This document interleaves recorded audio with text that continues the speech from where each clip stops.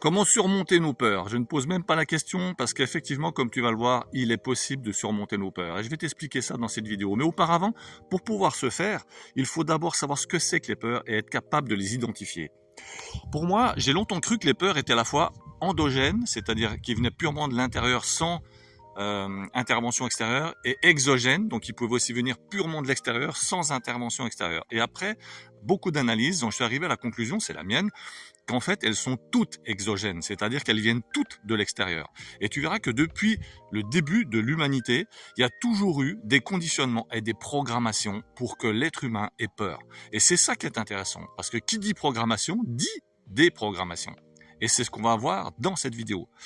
Quels sont les types de peur, par exemple? Si maintenant on a peur du manque, qu'on a peur d'échouer, qu'on a peur même de réussir, qu'on a peur d'avoir l'air ridicule, etc. Toutes ces peurs, on est d'accord qu'elles sont exogènes, c'est-à-dire qu'elles viennent de quelque chose de l'extérieur. Elles sont sociétales. C'est le système, la société dans laquelle on vit qui amène cette vision de performance, cette vision de manque parce on doit avoir des richesses, on doit être propriétaire, on doit avoir des tas de choses.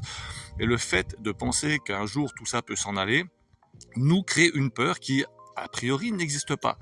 Donc la peur, c'est une mentalisation. Et même si on va plus loin dans le raisonnement, on pourrait se dire que la peur, la simple peur de mourir, c'est-à-dire l'instinct de survie, qui quelque part est aussi associé à une peur, est quelque chose qui vient de l'extérieur. Parce que quand on a peur de mourir, qu'on a peur de perdre la vie, qu'on se sent menacé, c'est parce qu'il y a quelque chose à l'extérieur. Donc même cette cause, au départ, on pourrait penser qu'elle est endogène, mais non, pour moi, elle est aussi exogène. Et c'est ça qui est intéressant.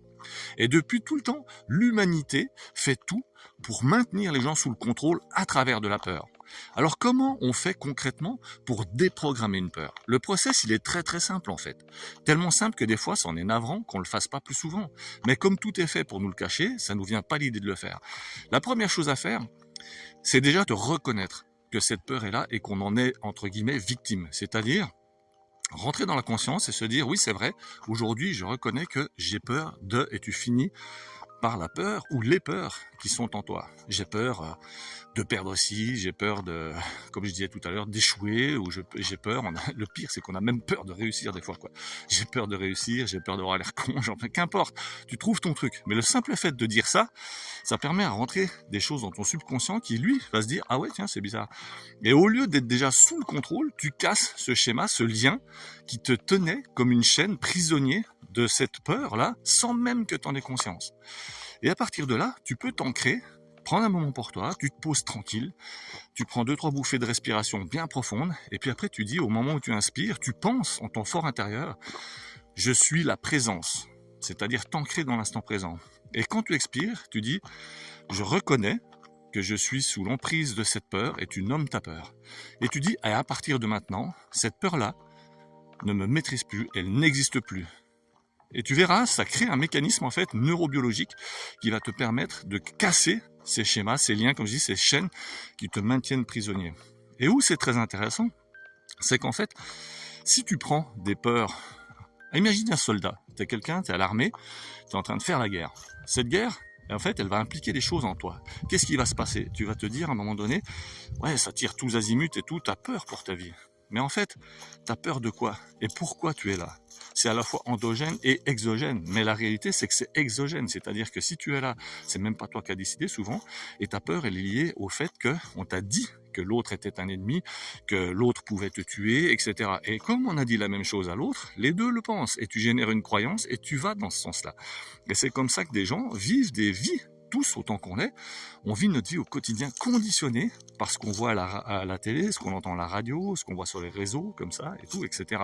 Et donc ce conditionnement crée des peurs qui deviennent des programmations qui se transmettent en plus de génération en génération. Et au bout du compte, on vit des choses en étant même inconscient que tout ça est dirigé par une manière qui ne nous correspond même pas.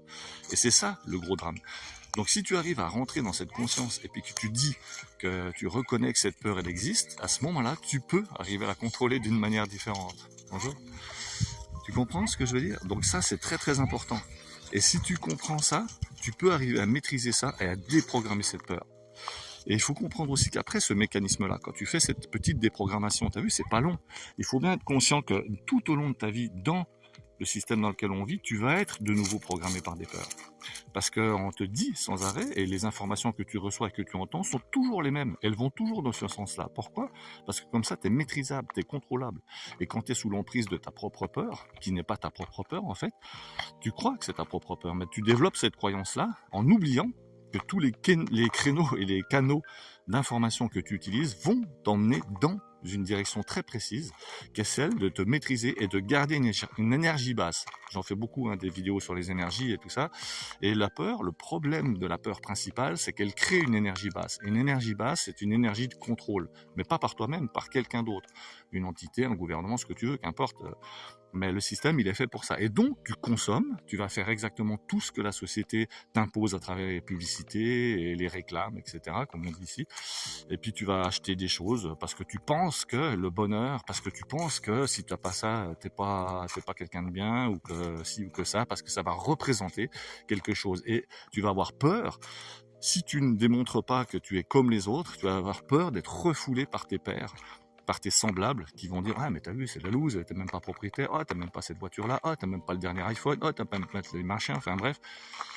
Et au fur et à mesure, ta vie, elle passe d'heure en heure, de jour en jour, de semaine en semaine, de mois en mois, d'année en année, sans même que tu te rends compte de rien. Et un jour, ou pas, tu vas prendre conscience de quelque chose, tu vas dire: waouh, c'est incroyable, toute ma vie, je l'ai passé à vivre en fait en faisant des choix qui n'étaient pas les miens.